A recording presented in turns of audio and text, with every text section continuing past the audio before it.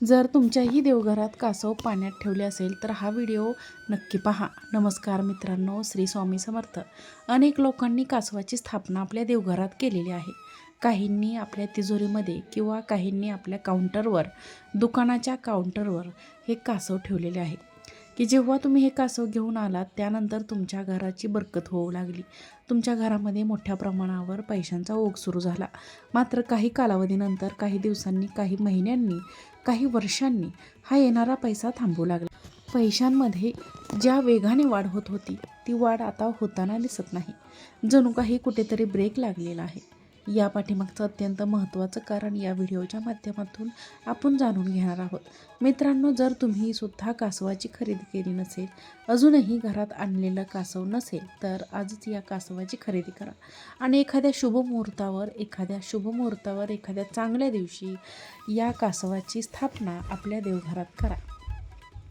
एक असं घरामध्ये बरकत आणते, घराची प्रगती करता. आणि मित्रांनो, कासवासंबंधीचे अनेक नियम यापूर्वीच आम्ही सांगितले आहेत. तरीसुद्धा 1 ते 2 मिनिटात या कासवासंबंधीचे अत्यंत महत्त्वाचे नियम आहेत ते सांगते आहे. कासवाचे तोंड नेहमी घराच्या आत येणार असावं.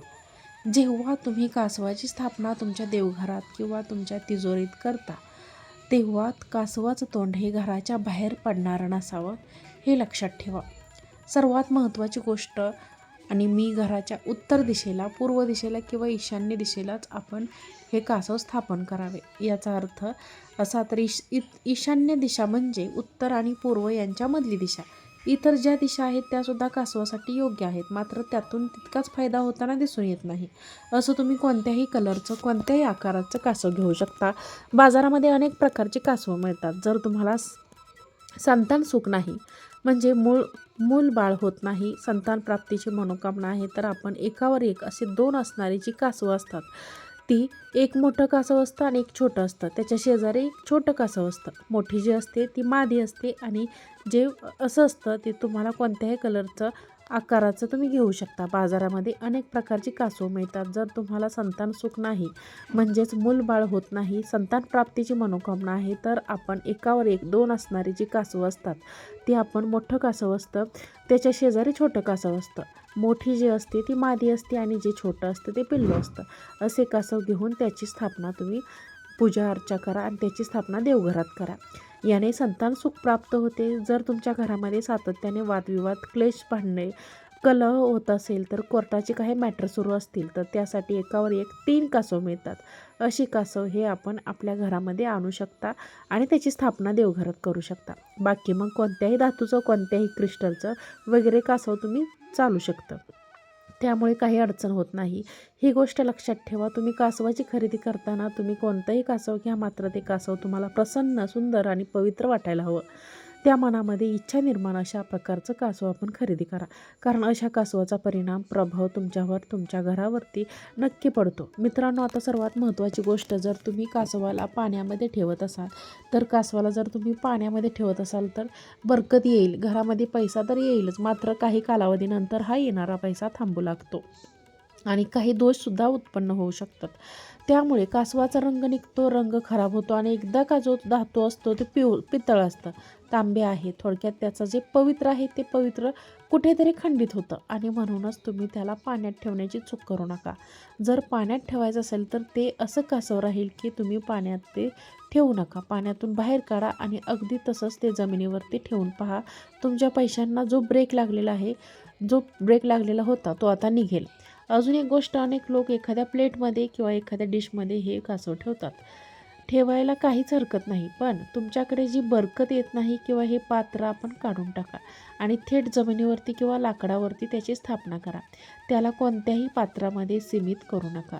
त्याची जी मूवमेंट जी आहे, त्याची जी आहे, तिला ते कुठेतरी ब्रेक लागतो असा अनुभव आहे.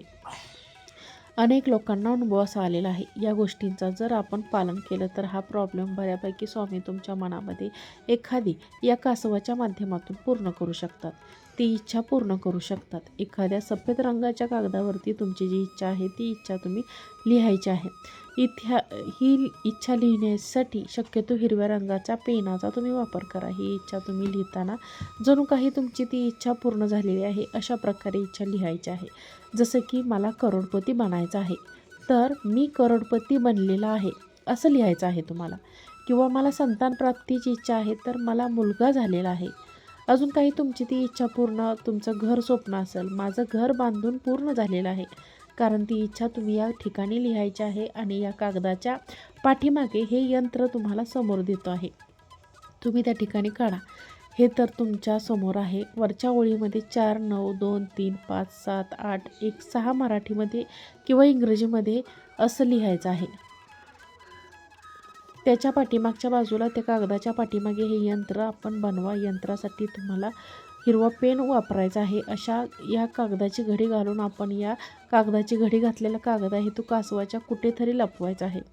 कासवाच्या खाली लपवा, व्यवस्थित लावा आणि जो आपण चिकट टेप असतो त्याने तो कागद या ठिकाणी फिक्स करा. आणि या कासवाची नियुक्ती नियमाप्रमाणे जेव्हा तुम्ही देवपूजा करता तेव्हा या कासवाची ही पूजा करायला सुरुवात करा. तुम्हाला थोडंसं धैर्य ठेवावं लागेल, मात्र 100% याची इच्छा पूर्ण होताना दिसेल. 100% पूर्ण होईल तुमची इच्छा. मित्रांनो, या कासवाची स्थापना बाथरूमजवळ किंवा किचनजवळ, बेडरूममध्ये चुकूनही करू नका. बाथरूम असेल, टॉयलेट असेल तर त्या भिंतींना लागून हे कासव नसावं याची एक खबरदारी तुम्हाला घ्यायची आहे. बेडरूममध्ये देवघर असेल तर, किचनमध्ये असेल तर मात्र पर्याय नाही, हे करू शकता. मात्र जेव्हा तुमच्या किचनमध्ये मांसाहार शिजवला जातो तेव्हा स्पर्शसुद्धा त्याला होणार नाही याची काळजी घ्या. आणि मित्रांनो, तुमची इच्छा पूर्ण झाल्यानंतर खाली लावलेला जो कागद आहे तो आपण त्या ठिकाणाहून काढा आणि तो वाहत्या पाण्यामध्ये प्रवाहित करू शकता. जर तुमची इच्छा असेल तर हे कासव आहे, त्या कासवासहित तो कागद आपण प्रवाहित करून नवीन कासवाची स्थापना त्या ठिकाणी करा आणि एक नवी इच्छा तुम्ही त्या ठिकाणी लिहू शकता. अनेक लोकांच्या इच्छेची पूर्तता या माध्यमातून झालेली आहे. तर मित्रांनो, कासवासंबंधी तुमचे जे प्रश्न विचारले होते ते पैसा येत आहे मात्र मी पैसा राहीना, बरकत झाली आहे मात्र त्यानंतर ती बरकतच थांबली, प्रगती होत नाही, तर त्याचीही 2 मुख्य कारणे दिसून आली. तीच कारणे आम्ही तुम्हाला याच ठिकाणी या व्हिडिओच्या माध्यमातून दिले आहेत. अजूनही काही शंका असेल तर कमेंटमध्ये नक्की कळवा. व्हिडिओ आवडला असेल तर व्हिडिओला लाईक, शेअर, सबस्क्राईब करा. आजचा व्हिडिओ पाहिल्याबद्दल धन्यवाद. श्री स्वामी समर्थ.